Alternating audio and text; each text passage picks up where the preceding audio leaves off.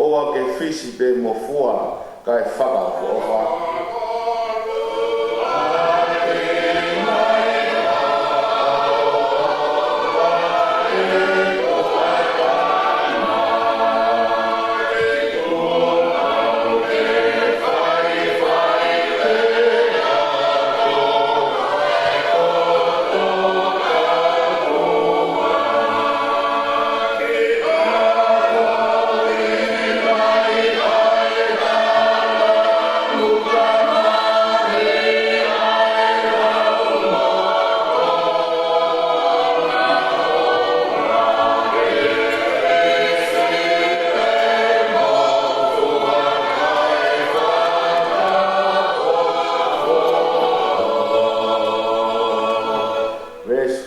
si ko i tu fonga e o tua ko tau ngahi e.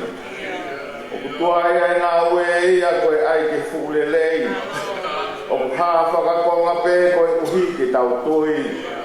Ono a alonga pe e haa katoa mu.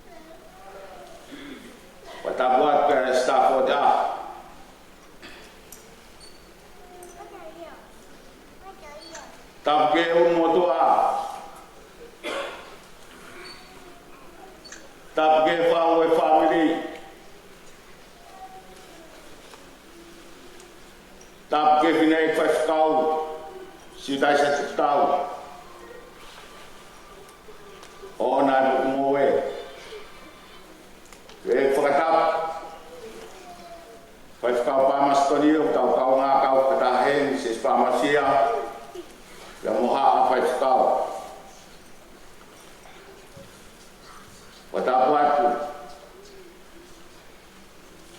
e waifu o whaanga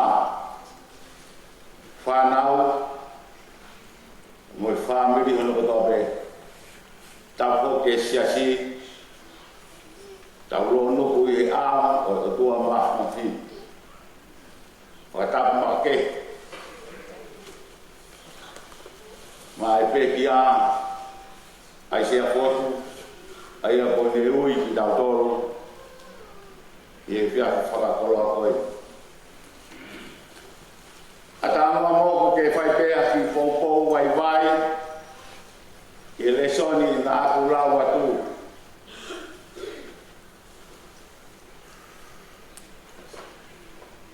ves o ko utokanga ki ai e le soni na aku lau atu o kui hapea i he konga ki mui o ves ula ki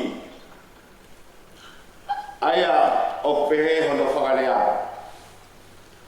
o ate ke mana wahe he kuohu i koe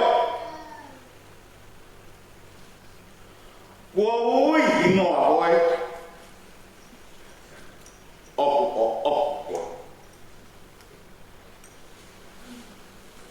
o ate ke mana wahe he kuohu i koe kuohu i noa koe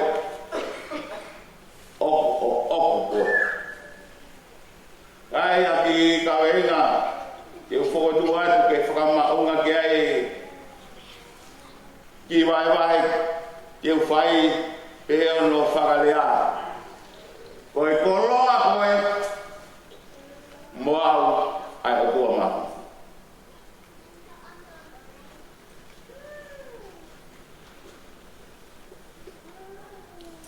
koe tohe AISEA o vai tolu ia mea ke halot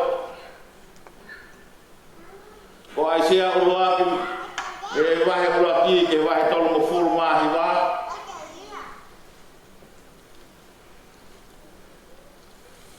ko tiki te ke ngai whaingata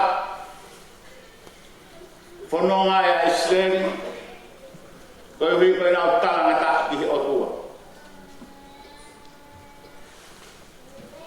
konga wa koe wahe whanoa ke nime ni maa o kutala noa meri e ia ki Islandi o hange na mo whanau jai he sone na akulawa tu e koe kona whakausi koe wahe ni maano ke ono no ne whakama o ai tohi a AISEA ai a AISEA au aenu kamata pe mo ne whakanofo ki tauto i he whiaki. Koe ne siate wholau, koe whakatoa merie, ki he tauna apu tautau i he whukerie.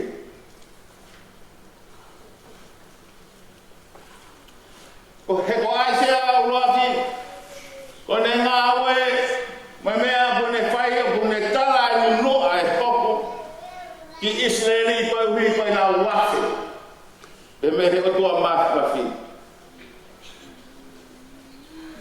Ia koe ki kite ko whai e AISEA wā.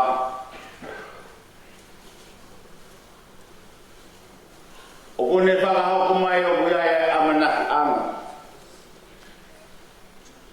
O tautua ki whārerei, koe o hipe koe o kua.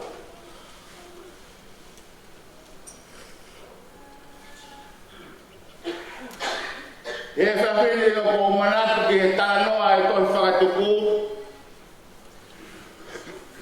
Nā e la, mo anga noa, ai whunga o e lolo tō.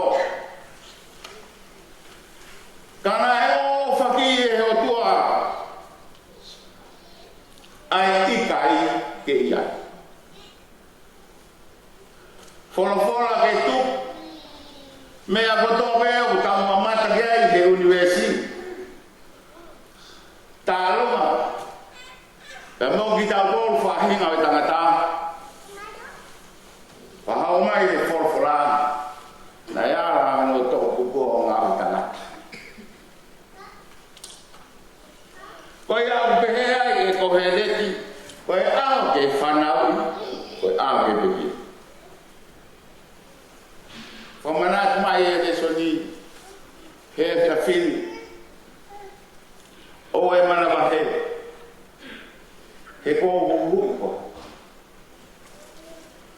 Fo ui ingoa koe, opu koe. Koe koloa koe, koe koloa koe o kua matuna.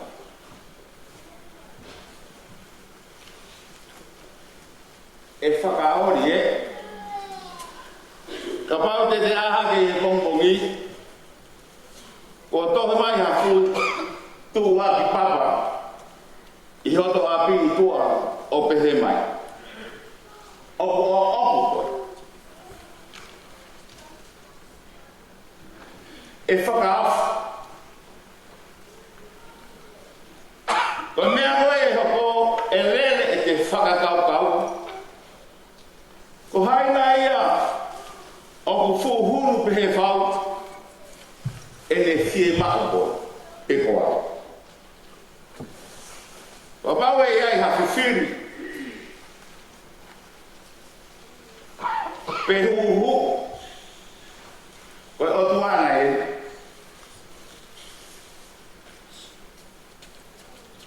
isa koe toki mea a whakaaofu kai hoko koe whakawhiawhia. Hoko koe whakawhiawhia la. Koe otua o kune whie mao ki tau. Koe otua o kune whie mao koe pia muau. Kai o kutau ilolo toke e tau toko ngā. Mo e tau ngā o whai. Mo e tau whai vai whanonga. Ka koe nia u whora mai, ai oto aia, o e manawa he. He kō whakatau ataina koe. Me he ana hala. Ko ne ui ho hingoa who'o. He opu koe. Koe koloa koe, ai otua. Koe hingoa AISEA, i mama o e lea whakahepelu o kuhinga ia, whakamo ui e he eiki. Koe hingoa ia e pekia, o ne ui ki tā tolu he FFI. Whakamo ui e he o tua. Nea mō ku tau tengi hia. Koe hui koe māwae. Nea mō ku puputu. Ai uru motu apu me whamiri. Pehe wai whiba me whanau. Au whakamanatu mai e wholofola ai. Koe mea ai o tua. Ai tamai o iki. O tau heni ai au.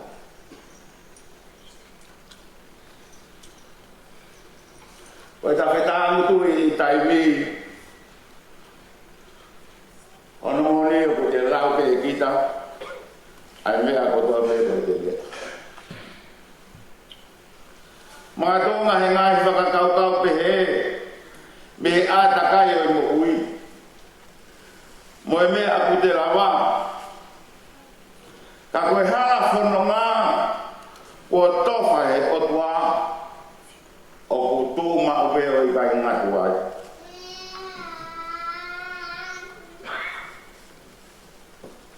E koe ui koe mot koe whanonga anga o tai mi, koe mo ui tupu i he manawa. Whai atu a whanonga pai ai hausi pani, te ko Hawaii. Moa whanau. O ku siri ai bea e ngalo. Ia ki tau tolu ia. Koe i misio ki tau tolu, koe mea o tua matma.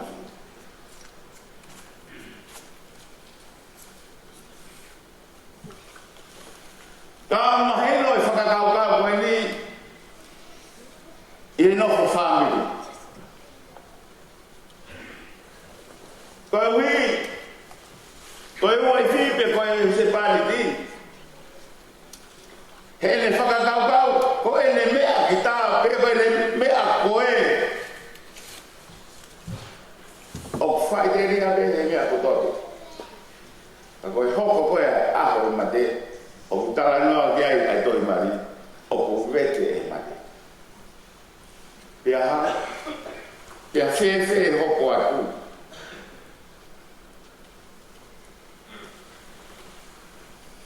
E kai o mahino ai. O tua ki tau.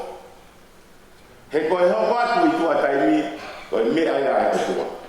O kungata be ai mawhai e tangata. E matapaa e mate. Koe matapaa e hoko atu. Mea ia e tua mahi.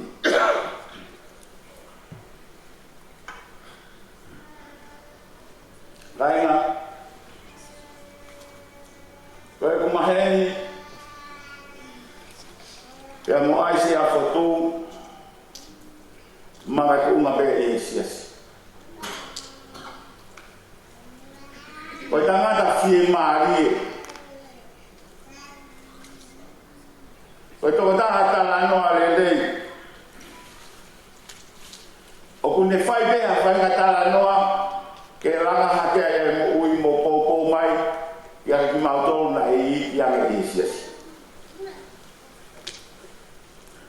Koe toko taha fie tokoni. Neo. Nei kai iai se ano lakanga e Siasi.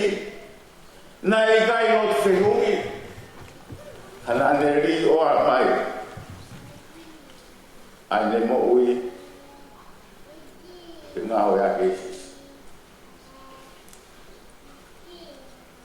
O mnowhi o manak. I taimi koe na mau whenga pa angai. Ke rama Vaine Moonia. Kau e whamiri koe. Le kai hala i kumana tu. Koe nau whae. Koe ni lai tahaya e misina leo e tak koe au. I whenga pa anga ke to tongi ai mo ua. O i Siasi. Whawhetai i e ki. Te kakai. Na uri oa pa mai eki ko si sukaresi. Ta koe whakaofo e ahani. O mooni bia e whorokolai. Ta tau pepe ku te mate pe ku te mo ui. Ta koe mea ki ta e eki. Koe ahoni. Leo mo whakaloloma. Ke whamiri pe mo Siasi. Ai more. Ai whahinga kau a pehe. He loto whare me whamiri pe mo Siasi. Mo ilo i koa. Whakahino ki tau dolu. E AISEA i e whawhiri. Isa.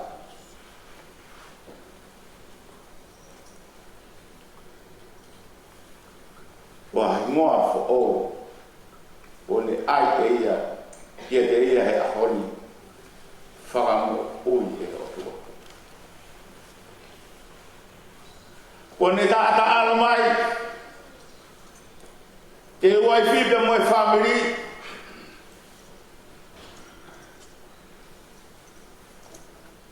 Oa te mō puke au. He umahino ki tō te haini. Koe koroa ia ai o tua maha. Whawhetai, ko tau rau mani. He mea ko tō pe. Kone whai. Ma me hao no whamiri. Nei ai hono taimi. He tala wau. He nofo whamiri. He ngā ue, nei ai hono tai. Kato nei tāta ala mai, tā ko rangi, tā ko kalaisi o ho ona ia.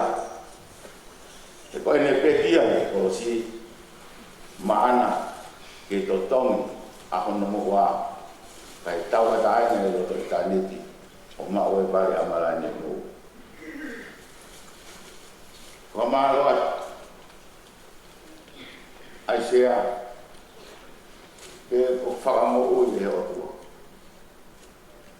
E mea ko tō pē o ke ako i mautoro ki ai i e whanonga i taimi.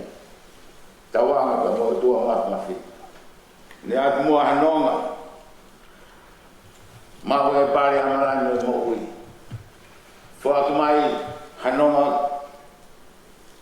sisleri tau maa family pe mo i tō hoko ko tō pē a ngā awe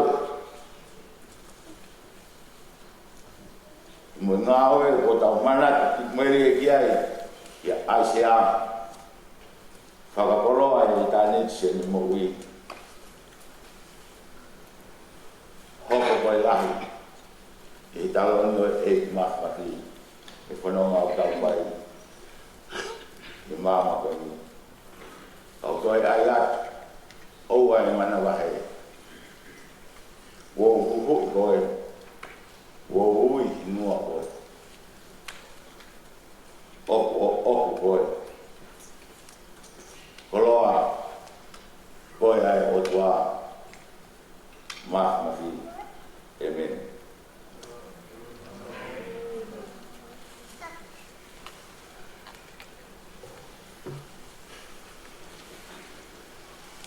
Reate.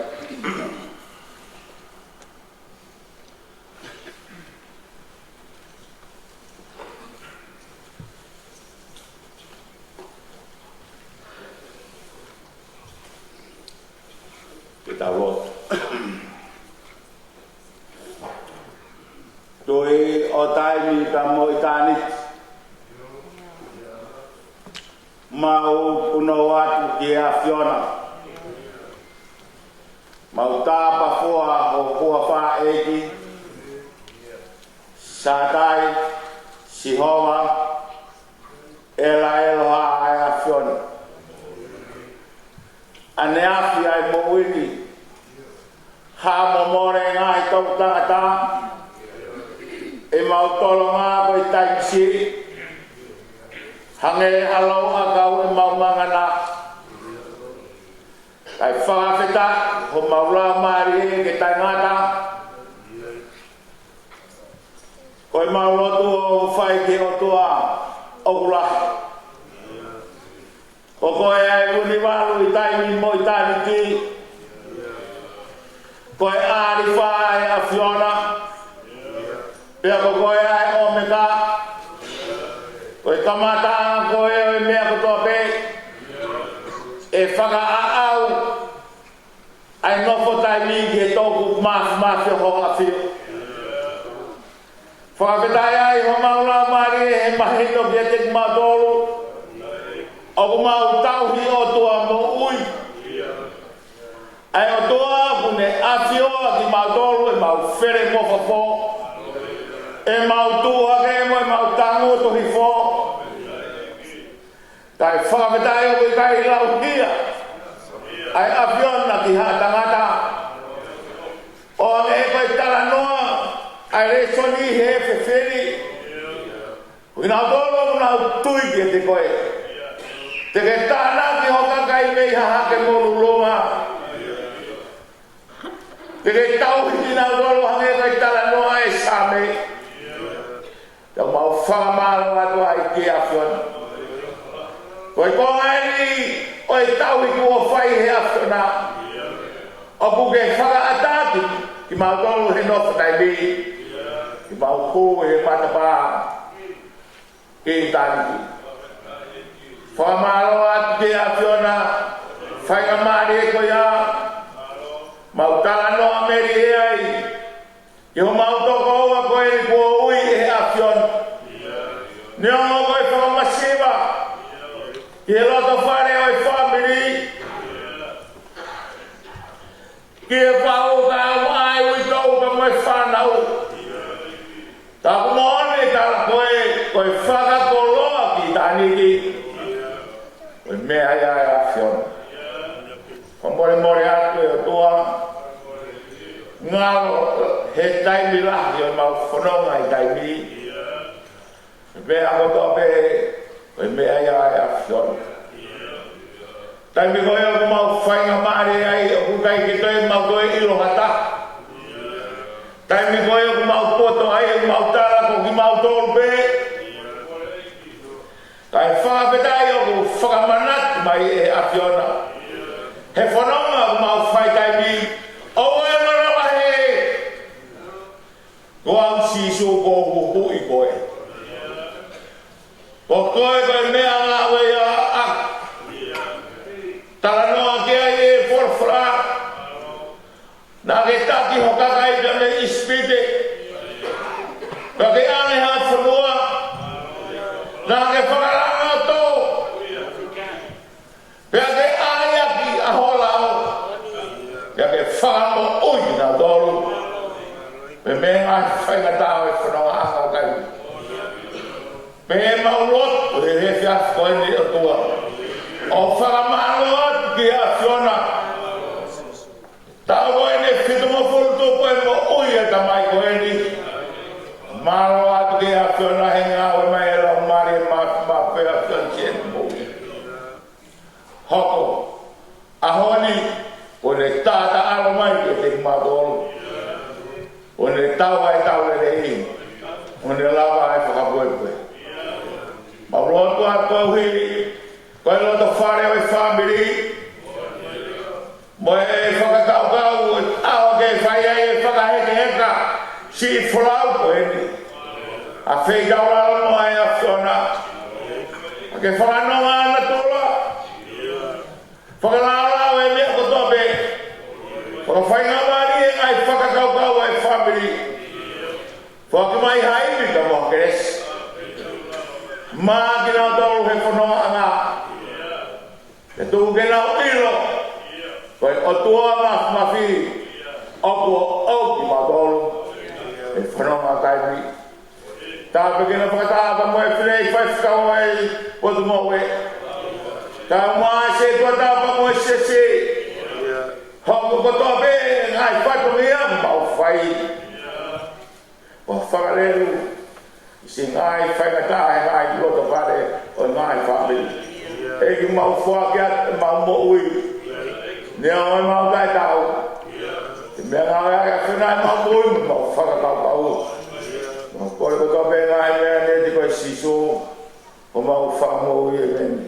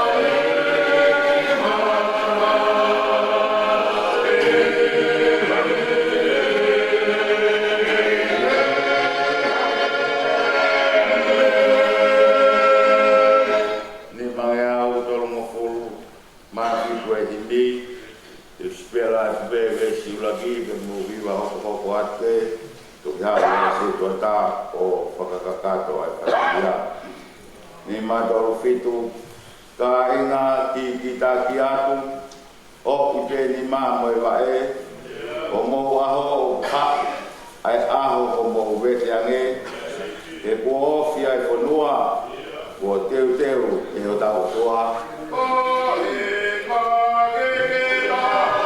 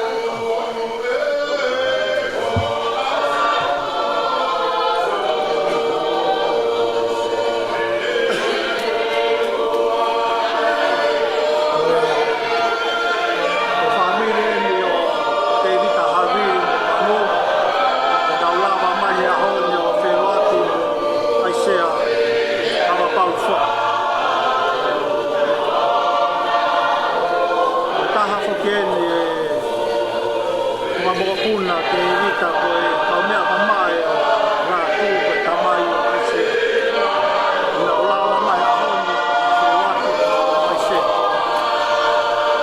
ke moi pe Mario ke a uri man ka fata ni ko se sa lote nere patea Luis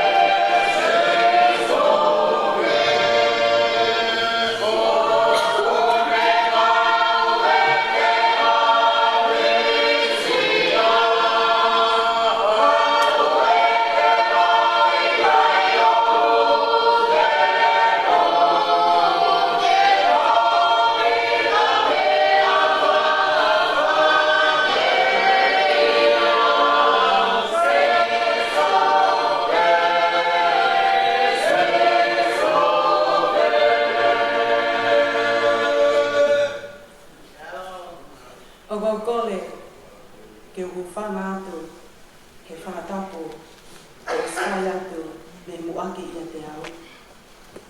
Kai au mi moha whainga maa lie ke whakahoko atu a ki Failotu, a whianga, ke iloa a kalaisi a pi, o ka ngā kau whataha pia mo manurua ia whianga Vaine. Ko hini e ka mata ke tau whawhetae i e whiawhini, kono nima nge au whaamufuruma nima hini. Nima wha nima mo mea pelalo. Kalistiane, oua, oe loto sipu. Neongo homo ua, he fuu na mahini. Tauki ho loto lahi, tupu ho ilifia. Ke sātai bea sātai, te kiliwaya.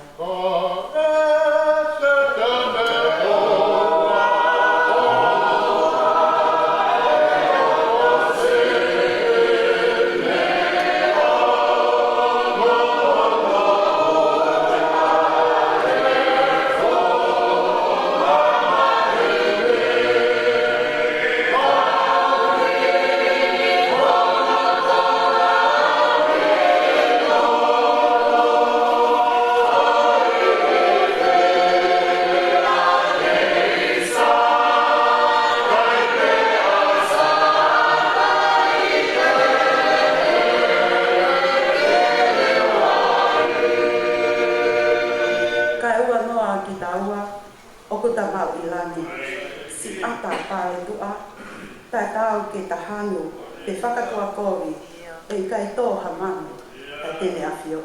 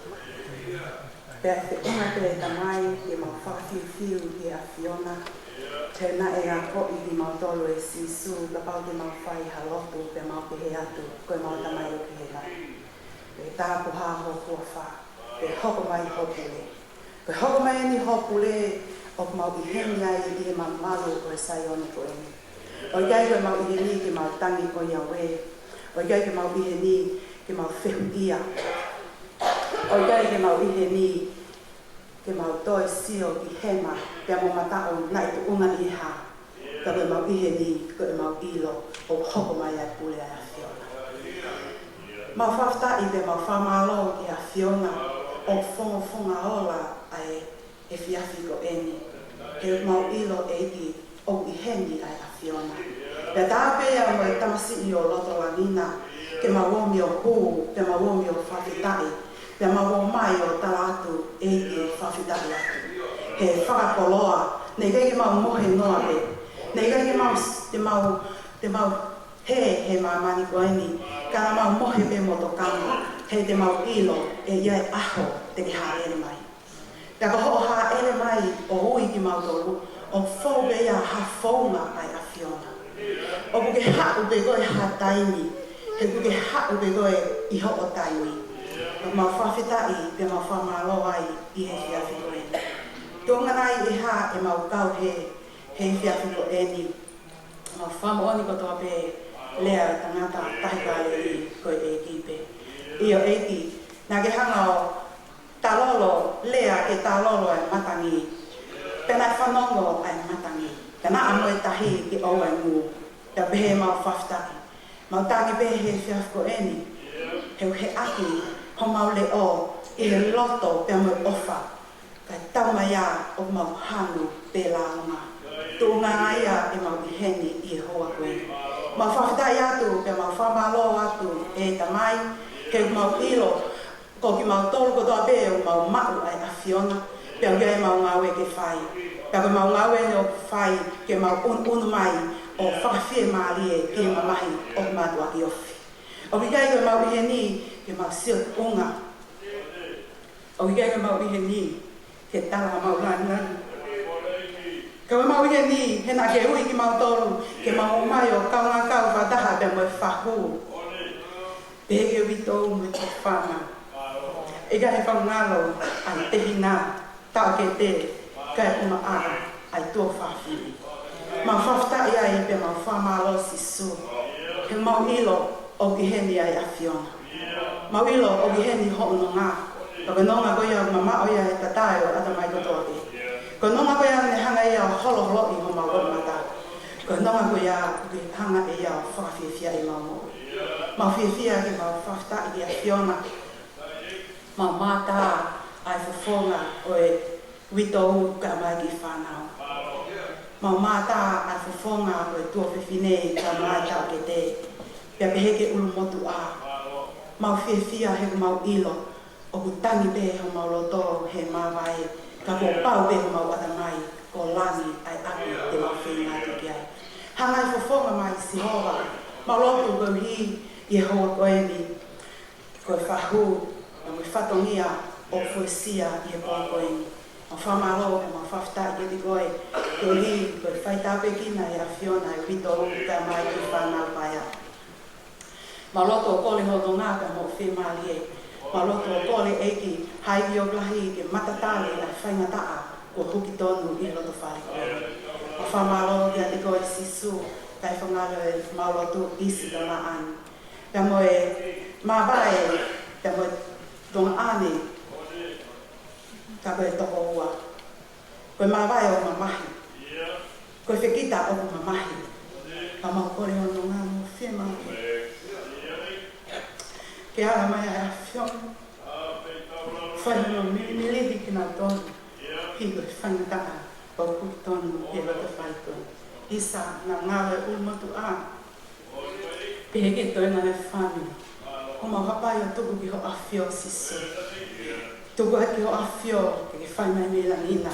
Se nau whakanunga. Ka mo nau whakawhi maari. Mau lotu eki koe ui koe tangata ko AISEA. Whawhita ia. He mau tamai. Ka koe kui. Ka koe huse paneti ke waifi. Ka koe tamai ke whanau. Mau tuku mo te kaki ki he a Fiona. Mau ihe ni bege kono sino kele kele. Whawhtai mo mau rau mari e. Hena iai AHO, hena e taimi. Ne mau sio ki a AISEA. Mani mani mani I e wafa eki. Na e taimi nā te aahi mai. Nā te sio ka AISEA. O ku lulu lulu mai pea mani mani mani. Neongo e ne toka I mohenga e mai. Whawhtai I e whiwhini. O ki kai tuku e mau wiwiri mai koe ui. Koe ka tau mai e mau ofa, ke ta mai e koe, pia mau whaftai ai ki o awhio. E mau hanga hake ki ati koe, ai aho, ta mai taini, o toka teu, he family, ke whai ai, ha whakaheke heka, ai whalau, ai ta mai koe.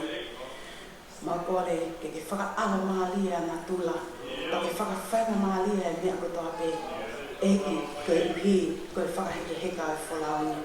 Pake aho, ko lawai ai whalau ai tangatani, tuku eki ke mau mana tui ai awhiona, o whafoki atu ai ngeia te mai langa ni ke ia te koe pe.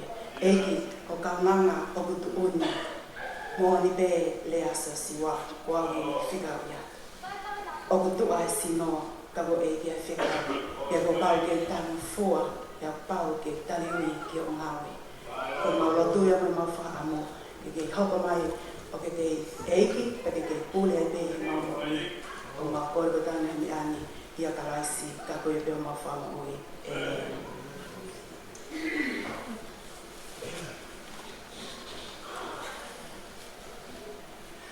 Whatapu, te moe a whio, ai o tua i o tau roto roto ngana. Tapu te moe poto tapuni. Tapu atu whaho. Te whatapu mawahe, sino kele kele, pai tamasiko AISEA. Tapu kole ke hufanga, he ngai whatapu koto ape, ko whai atu mei mo ani. Ka tamo ope whainga maari ko eni. Ke whai, haki Failotu, ke whai pe haki i tala mua, manatu ai e uhini, ko tangata ko eni ko AISEA. Ke haki le soni o to mai, ke whai ke ai haki i whakamaunga tala o e whiaf ko eni, ko e tohi koe ako hele ki, wahano raki, wahano fitu, pa koe vese no raki o pehe mai. Oku ngā ngatu ange ai hingoa lelei i he lolo tākai moi aho o te kia i aho o mate, i he aho moi aho o to whanau i aho o te kia. Oku ngā ngatu ange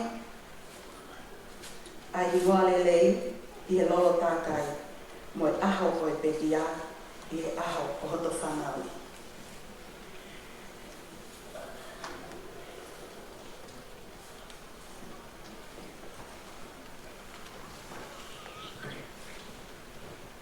O loi mata ia ai api ko whanua tangata. Hala pōpua mo lua hiapo. Sopo tauwha koe tupu anga ai te mai o e koe. Teiki ke hoko atu whaama pe ke whai haki tana noa melie ke wiwe ta mai koe. Ko whetutaki mai a taha, maka hifo ka manua pa o whetutaki atu eke atu ki ai ko si whewhe hake. Ko hi koe whatongia taui o ko whai, hiki kulupo o kau ki ai. Ko ke whewhe hake, ko whawhe atu ke whainga maali e pa ke mea mai, ko hi koe whelingi aki o mau whai whakatata. Tapai e manua ka te au, he keke si lava hau, koe uhi koe hoa ko toka FALE. Ne fuho bale au pito, he ni whakahoko mai e ni. Pau, eke mai ki ai, ka ia mea whaina maali e te ualu atu. Koe ie koe ki tako ngau e ko whai ki whai lawaku he mala e o tei tapu. Pea tapai manua iyo, whaina maali e peke ke hau, pea ulele mai. Te mui nau hau ai, ko te kekeu ilo a manua, te kekeu ilo e a AISEA. Tamai e whai matala noa, vahe mo lua, whai a pene tala noa, pene kore mai ka te au. Oku ne whaka amo, ke iai ha taha, ke hao mua o si tauhi mai. O whai piha ki lotu, hono hoa, koe uhiri po toka FALE, koe te lawa ki Failotu. Ka baro mese mlewa ka manua iyo, te whainga maali e aho Moonia te mai whalaite, te hau sio ko hoa. Te whaia te matala noa, o fu o wale a pito he ne pehe mai ka te au. Ko ia, tala noa fia manua, tala noa ke family, tala noa ke whanau, ta mono ngai koloa, ta mai whiohi mo family.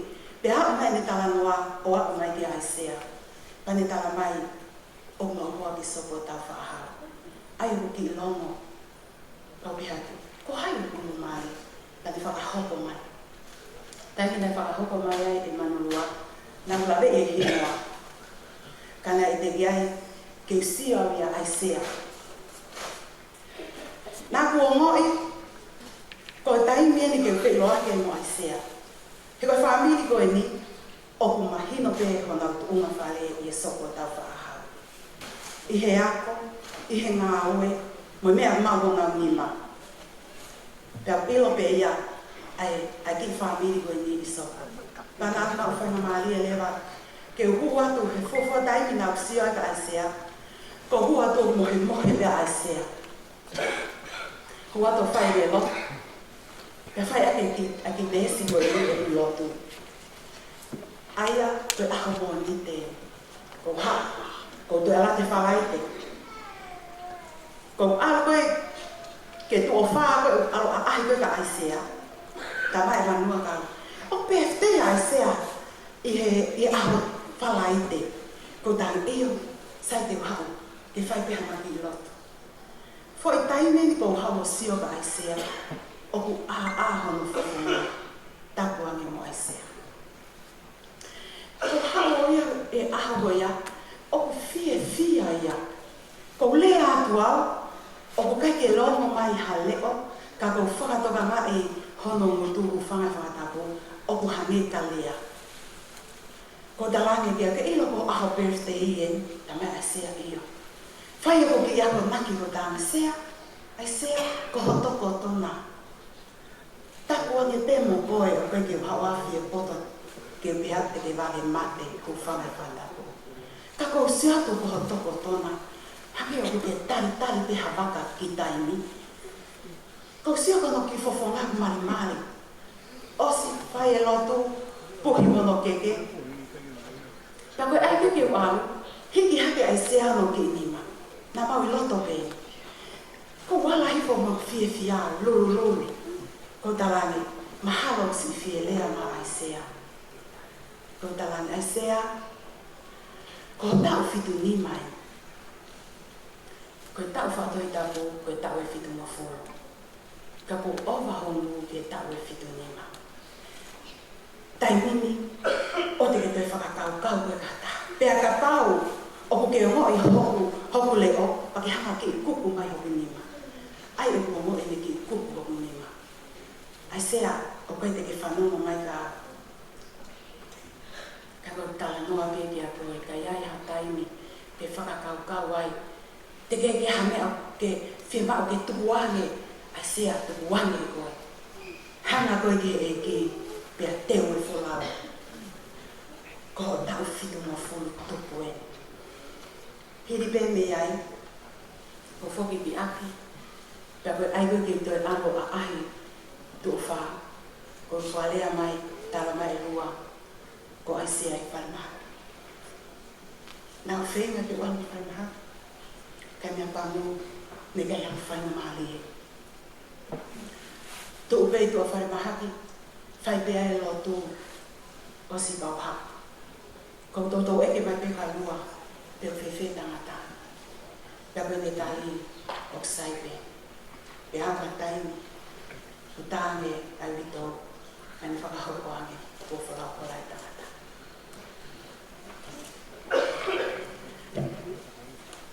Oku ngā matu ange ai hi moalele i he loa tākai. Koe whamiri koe ni, na e i loa he mea kotoa. Ka lau ke tō whawhine, na e iai pē mea, o i loa mai aho no hi ngoa, mo e te whanau i e poto. Pa moe tu unga whakaako, o nau iai. Pea ka lau ke he koloa ia, e iai, ai toko ua, pea moe tō e toko ua o AISEA, he koe mea o mau he ni ma. Ngahi hingoa o koe ngahi mea o mau ho nau ni ma. Na e whai ake hono tala noa i ki nau tolu. Peka lau ke whanau AISEA, oku ia e hingoa na tānoa ia ki nātoa. Pea nofo whakakaukau, tamasi AISEA, ke tānoa ai witou, pea whamo oni io koe mo oni. Hena e tānoa i ho hingoa i hele leiko roape. Na e pehe e mele ia, koe lolo na ni hanga hua i, o holo aki, hono lo ulu, ai bae o sisu, ko hingoa ia e fungani. Pea ma opo ai ngā ngatu pea alaha, oi lolo i whale. Tana e ikai, na e mahu ingange ki i hingoa mele, ke whakatomara, pea ilo ai ngauelelei, na e whaia mele. Tawai ke tau oka whaitu, tau tō mafu i karodi, ke tau mili, ko hia te tau maani. E whakaofa ai alaha ko tau kaloi. Ka aku ala te kaloi he, ka turi mui atu ko tau hingo ahe. Ka koe makehe ana ia koe aho ko eni, koe maa ie ai tangata ko AISEA. Toki lawe i hake e awa AISEA. Koe ni ongo mātua, nā nau kau, he langa o Siasi o soko tau whaahau. Nā nau kau, i hono, i he pautuliki, hono langa hake ai Siasi o soko tau ahau. Nā nau ngā wei ai Siasi. Nā kei ngata pe i Siasi, ka nā nau ngā wei moi kolo. Ka nā nau ngā wei moi whanua. Ino pe. Hea ngā whanua mai. Pea moi tamai o e kiko e. E aho ni, o tau i he ni, ke tau whanongo, ko he hā ai ngahi lelei i he ngoa o AISEA. Ko no ngahi lelei e ni, na tau whanongo ki ai Failotu kimi a ia te au. Ko e tangata na anga whakalongolongo. Ko e tangata na anga moko.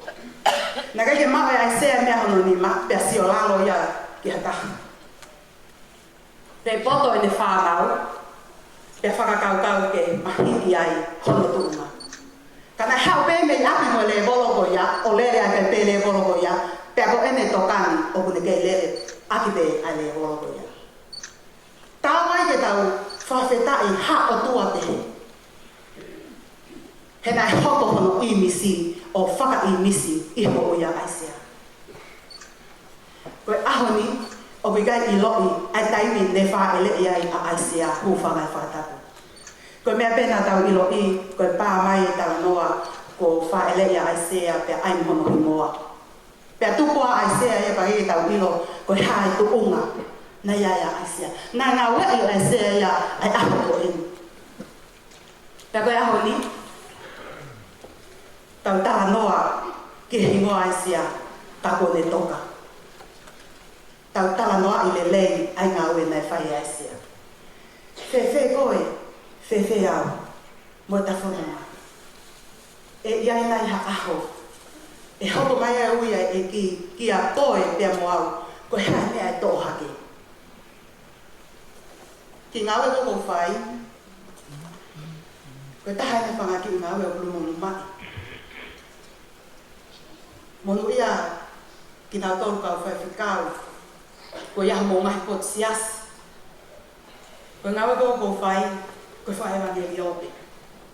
Pea ka pau te te lele ato tu o Failotu mai maha ngahi whetu pehe, o sisio mai pe, ani ihi ai koe hiko to hingoa.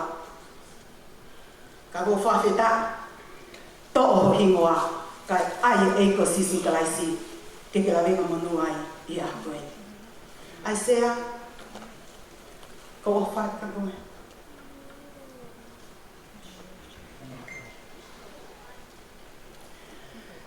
Koe taha pe au e ngai huli, te me soko tau whaakau.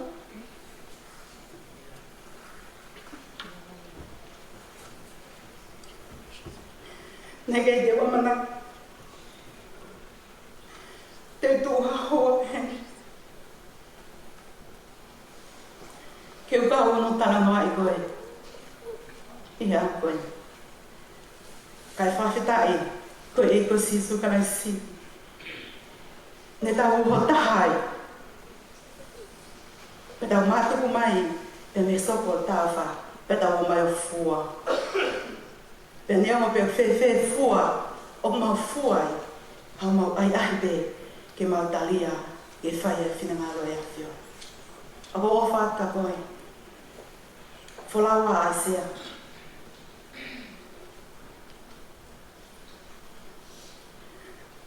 Maro e fua whatongi.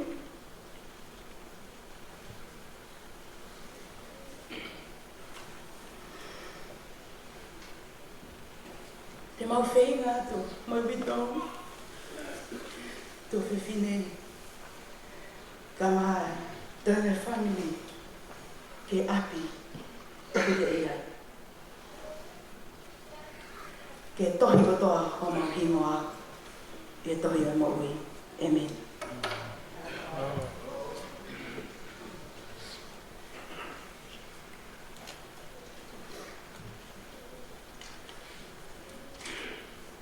Ko whapalahimu e whahas aki, ka maua ki te whewhini.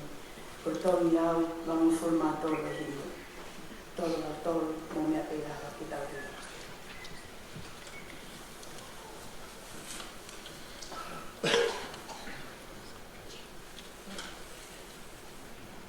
Ke uia e kipe, e tau mai a ke whai.